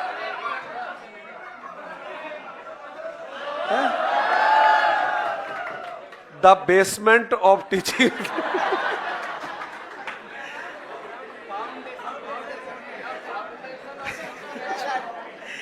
द बेसमेंट ऑफ टीचिंग,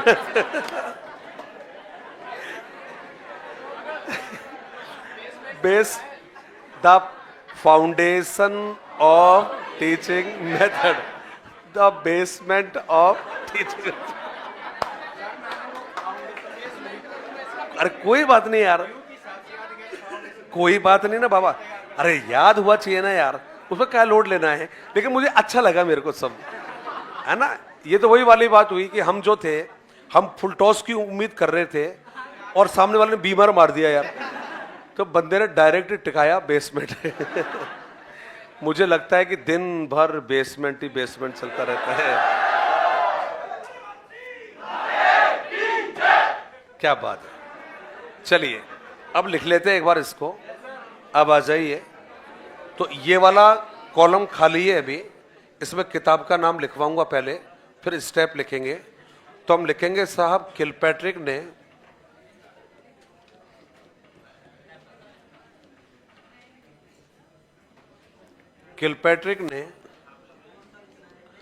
हाँ हाँ, मतलब इससे पहले 2 लाइन लिखेंगे फिर स्टेप लिखेंगे, क्योंकि किताब का नाम तो लिखा ही नहीं ना अपन ने अभी।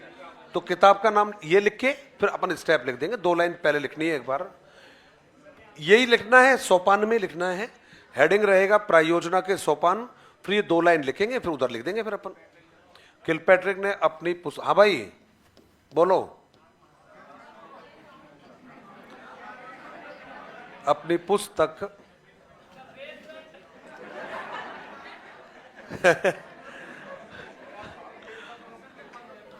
द फाउंडेशन ऑफ, अब तो लॉजिक तो ठीक ही लगाया बेचारे ने यार।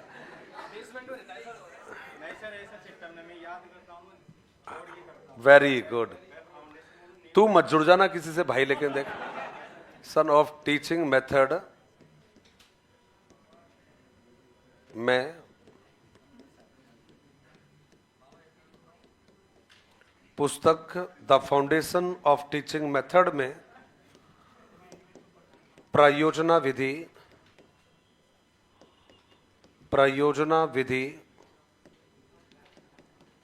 के निम्न सोपानों का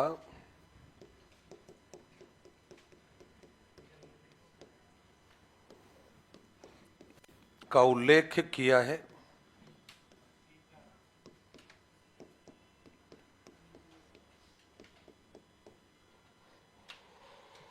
अब हम इसके जो 6 स्टेप है वो आराम से लिख सकते, कहीं कोई दिक्कत नहीं है।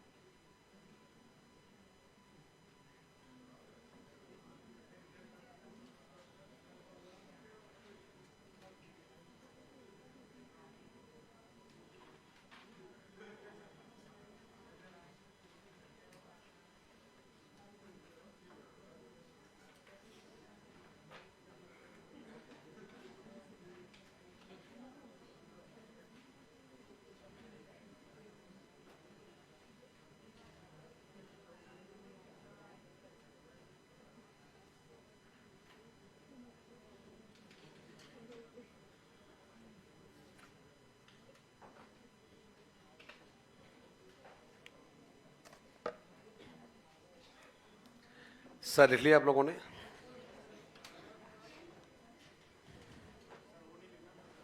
कौन से वाला? उधर वाले भाई स्टेप तो लिख लेना,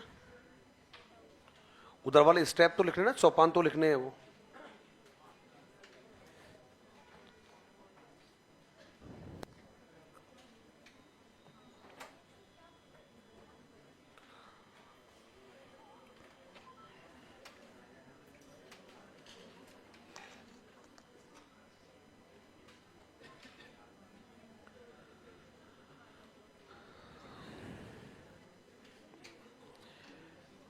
मुझे लगता है लिख लिया था आप लोगों ने। आगे चले फिर।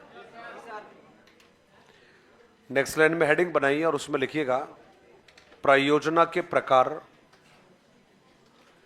नेक्स्ट लाइन में लिखेंगे प्रायोजना के प्रकार। अभी सोपान पढ़े हैं, अभी क्या पढ़ने वाले हैं?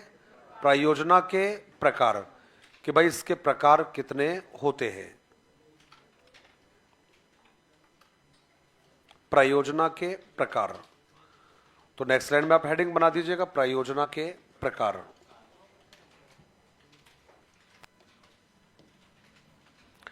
भाई कितने हो सकते हैं आपके अनुसार से? वेरी गुड, यही ना बात। प्रायोजना के प्रकार, और पहला नाम आप लिख देंगे किलपैट्रिक के अनुसार।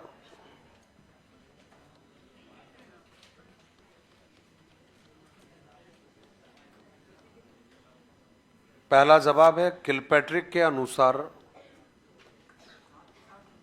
हाँ, ये तो नाम इतना तो लिख दो मेरे साथ में ही, ये तो मेरे साथ में लिख दो, आपको कोई दिक्कत नहीं है। प्रायोजना के प्रकार किसके अनुसार? किलपैट्रिक के अनुसार। और कितने प्रकार बताए हैं? तो जवाब है 4 बताए हैं।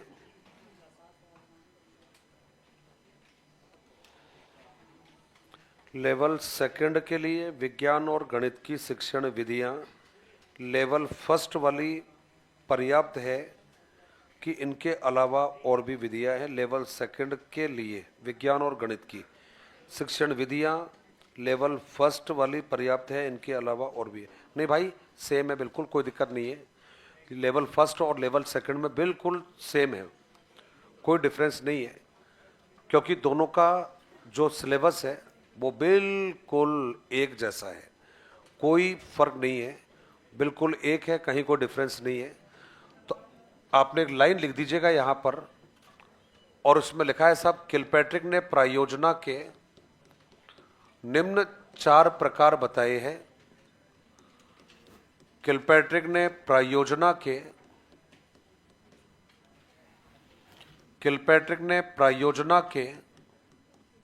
निम्न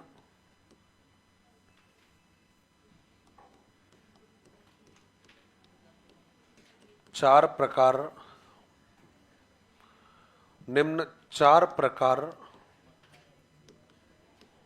बताए हैं। अब साहब ये 4 जो प्रकार है, या हमें एक एक करके नाम भी याद कर लेने हैं, लिख भी लेने हैं और समझ भी लेने हैं। तो आपने कहा सर बताइए कौन कौन से है? तो इसका जो पहला जो प्रकार आपको याद करना है उसका नाम है भाई रसास्वादनात्मक। है क्या नाम रहेगा? रसास्वादनात्मक। रस का मतलब होता है आनंद, खुशियां। स्वाद का मतलब अनुभूति। प्रायोजना का मतलब कार्य। वे कार्य जो हमें आनंद या खुशियां प्रदान करती है उन्हें कहा जाता है रसास्वादनात्मक।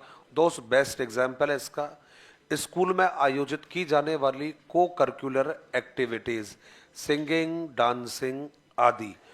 भाई लड़का जब गाना गाता है तो लड़के कहते हैं आजा मेरे दोस्त, है ना, वापिस बुलाते हैं उसको, है ना, तालियां बजा देते हैं। लड़की गाना गा रही हो चाहे कैसा भी गाना गा रही हो, गा, है ना, आप तो गाओ, है ना, आप तो गाओ। और नेता खड़े हो जाते बीच में, धमका, ओए चुप चुप चुप, आप गाओ, है ना।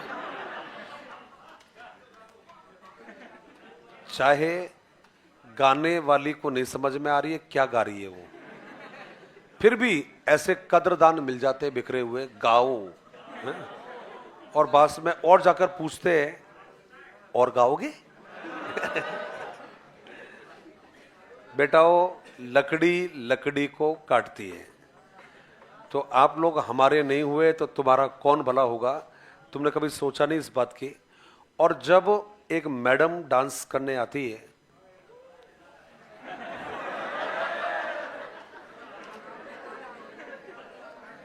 ऐसा लगता है जैसे सारी कायनात रुक गई हो। और जब डांस खत्म होता है तो दिल के मरीजों के दिल इतने जोर से धड़क रहे होते हैं जैसे वहां ढोलकियां बज रही हो वहां पर, और एक ही आवाज निकलती है लास्ट में मुंह से, मैंने कहा ना मरीज है। तो स्कूल कॉलेज में की जाने वाली पाठ्य सहगामी क्रियाएं इसी के अंतर्गत आती है। तो आपने कहा ये बालक को, मेरे साथ लिख लीजिएगा आप लोग इसको, ये बालक को, भाई लिखना चलिएगा मेरे साथ साथ, ये बालक को सुख, आनंद प्रदान करती है। नृत्य गायन की गतिविधियां, नृत्य गायन की गतिविधियां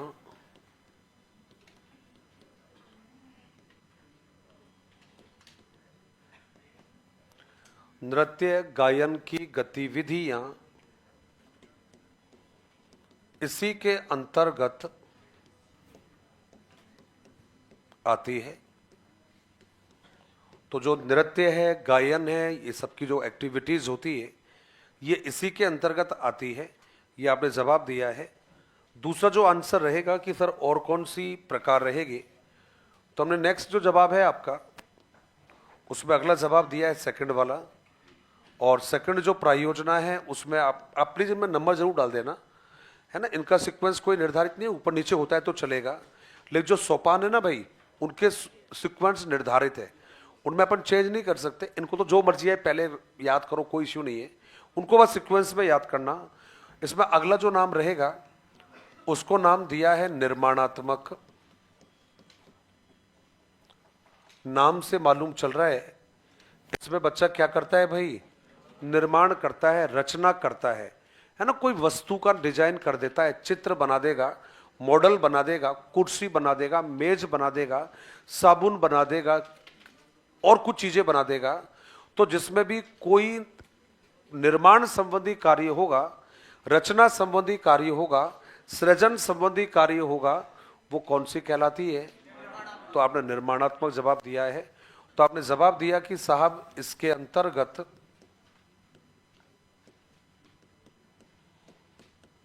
ये आपका जवाब रहेगा। तो मैंने आंसर दिया है कि भाई इसके अंतर्गत रचना, इसके अंतर्गत पहला जवाब है रचना। रचना के अंदर हमने लिख दिया है सृजन,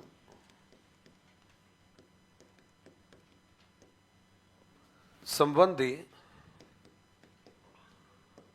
कार्य किए जाते हैं।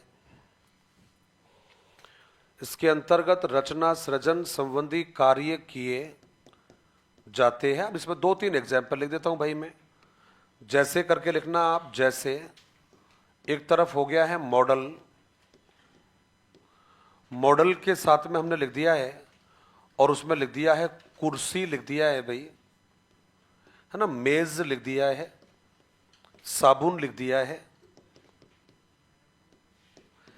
एक्वेरियम लिख दिया है, एक्वेरियम,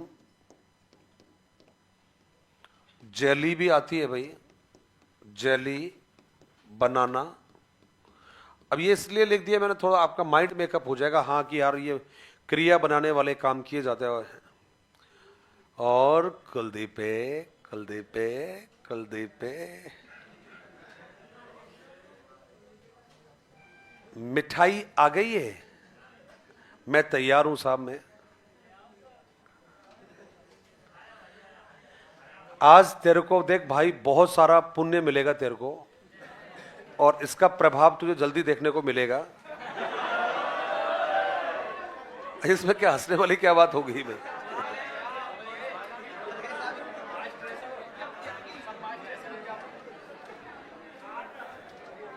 तो रसास्वादनात्मक और निर्माणात्मक हो गया है।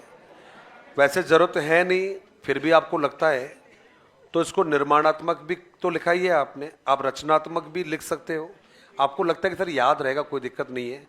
निर्माणात्मक को रचनात्मक भी कहा जाता है और दोनों को सृजनात्मक भी कहते हैं। आपको लगता है कि सर याद रहेगा, कोई ज़रूरी नहीं है, चाहे निर्माणात्मक भी कह देना, चाहे आपका मन करे तो रचनात्मक कह देना। हालांकि जरूरत है नहीं, क्योंकि बात तो एक ही है ये, और इसी को आपने कह दिया है सृजनात्मक। ये आपका जवाब हो गया है। थर्ड जो नाम रहेगा उस थर्ड में हमने आंसर दे दिया है, और वो नाम रहेगा, जी हाँ, सीखने संबंधी, माफ कीजिएगा, अभ्यासात्मक। थर्ड रहेगी अभ्यासात्मक।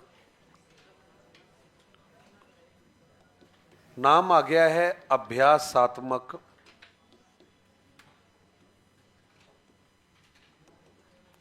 ये जवाब आपका हो गया है अभ्यासात्मक। अब आपने आंसर दिया कि सर ये जो अभ्यासात्मक प्रयोजना है ये कौन सी होती है? तो भाई अभ्यास में एक ही बात ध्यान रखनी है, जिसमें बालक क्या करता है, कुछ सीखने का काम करता है। तो वे प्रयोजना जिनमें बालक सीखने का काम करेगा, वे प्रयोजना जिसमें बच्चा कुछ स्मरण करने का काम करेगा, उसको आपने किस कैटेगरी में रखा है? तो जवाब रहेगा आपका अभ्यासात्मक। अब आपने कहा सर कैसे, कोई उदाहरण है क्या? बच्चे को कोई पाठ याद करने को दे दिया, कोई कविता याद रखने को दे दिया, कोई कहानी याद करने को दे दी, वो किसके अंतर्गत आती है? तो जवाब है अभ्यासात्मक। तो हमने जवाब लिखा साहब इसमें कि साहब इसके अंतर्गत बालकों को, इसके अंतर्गत बालकों को, इसके अंतर्गत बालकों को सीखने, कौमा, स्मरण संबंधी, स्मरण संबंधी कार्य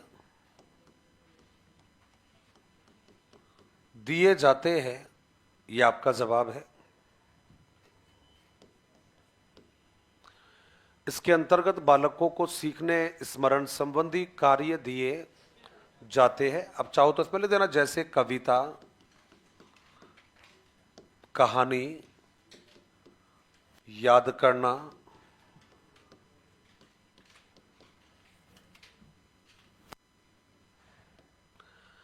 अगला जवाब जो रहेगा उसमें हमने लिख दिया है समस्यात्मक।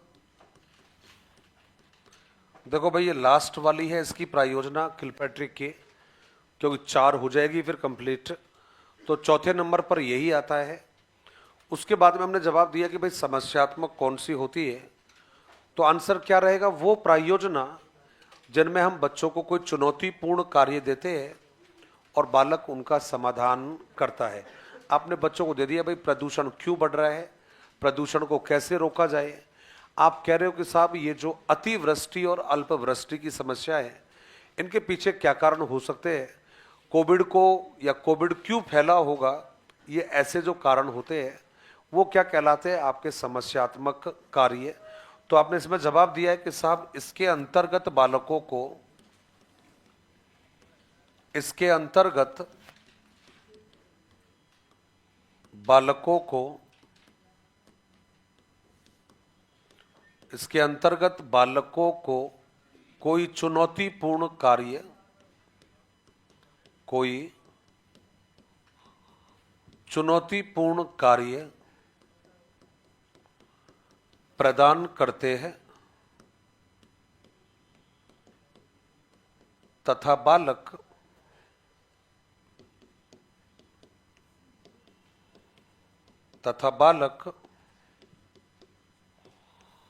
उनका समाधान करता है।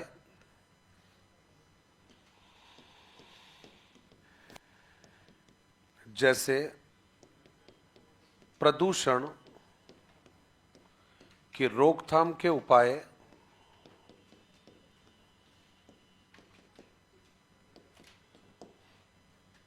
अब ये भाई ये तो समस्यात्मक हो गई है, उससे पहले आपने अभ्यासात्मक दे दिया है, उससे पहले आपने दे दिया है सृजनात्मक, रचनात्मक, निर्माणात्मक, और उससे पहले आपने दे दी है रसास्वादनात्मक।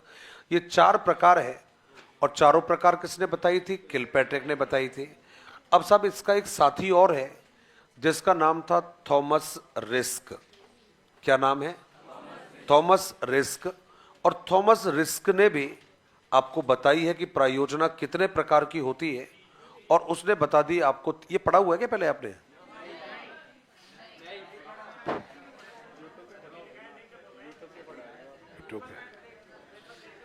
नहीं पढ़ रखा है तो फिर इसको नहीं पढ़ते अपन। ये पक्का गड़बड़ लग रही है बेटा हो मेरे को।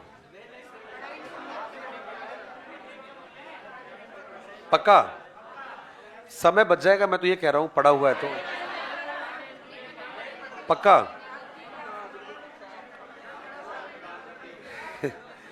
कई लोग क्या है हंस हंस के बोल रहे हैं, तो मेरे को डाउट हो जाता है फिर।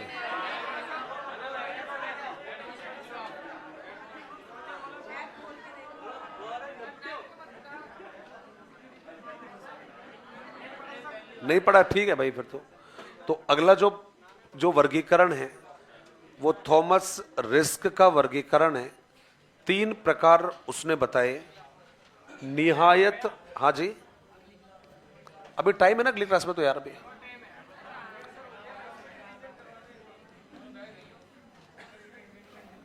थॉमस रिस्क का वर्गीकरण, यार मैं तो पहले ही आपको पता है 8 9 10 मिनट लेट आया था पहले ही। थॉमस रिस्क का वर्गीकरण निहायत चालाक व्यक्ति, निहायत स्मार्ट व्यक्ति और निहायत अकल वाला व्यक्ति है ना। तो 3 प्रकार इसने बताए। चालाक स्मार्ट इसलिए क्योंकि किलपैट्रिक के कुछ नामों का नाम परिवर्तित करके बता दिया, और निहायत दिमाग वाला इसलिए क्योंकि किलपैट्रिक की जो लास्ट वाली प्रायोजना है उसका नाम बेटे ने एज इट इज बता दिया, ताकि कोई बहम नहीं करे उसके ऊपर कि कहीं मैंने चालाकी तो नहीं की या नकल तो नहीं की। अब सब कौन कौन से प्रकार हैं तो मैं एक एक जब प्रकार बताऊंगा तो आपको याद आ जाएगा कि इसका ये वाला जो प्रकार है वो किलपैट्रिक के कौन से प्रकार की मिलती जुलती कॉपी है। तो आपने कहा सर वर्गीकरण हो गया है थॉमस रिस्क का वर्गीकरण, और इसमें हम लोगों ने लिखा है कि सब थॉमस रिस्क ने प्रायोजना का वर्गीकरण, थॉमस रिस्क ने प्रायोजना को निम्न 3 भागों में, हाँ बिल्कुल छापो ना यार भाई, प्रायोजना को निम्न 3 भागों में, निम्न 3 भागों में विभाजित किया,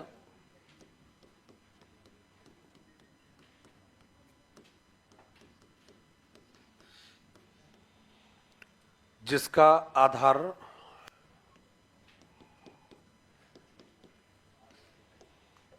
आधार किलपैट्रिक का वर्गीकरण ही है, किलपैट्रिक का वर्गीकरण ही है।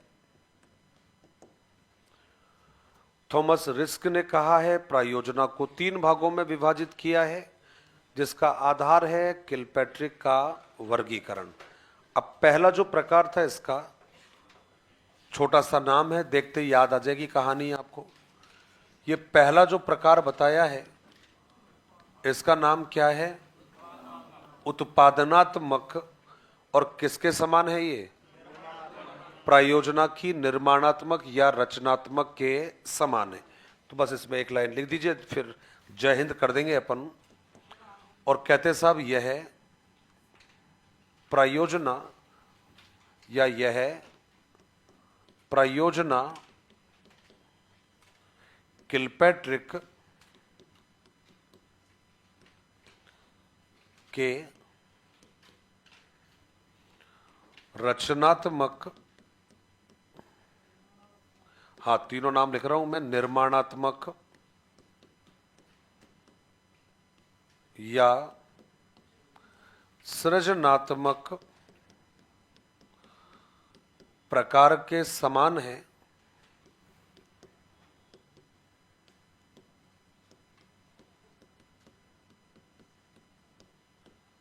प्रकार के समान है। सेकंड में केवल हेडिंग लिख देना, और हेडिंग में क्या रहेंगे तो वो नाम आप लिख दीजिएगा, लास्ट वाला नहीं, सेकंड लास्ट, सीखने संबंधी प्रायोजना। सीखने संबंधी प्रायोजना। मिलते हैं ब्रेक के बाद। धन्यवाद। जय हिंद, जय भारत।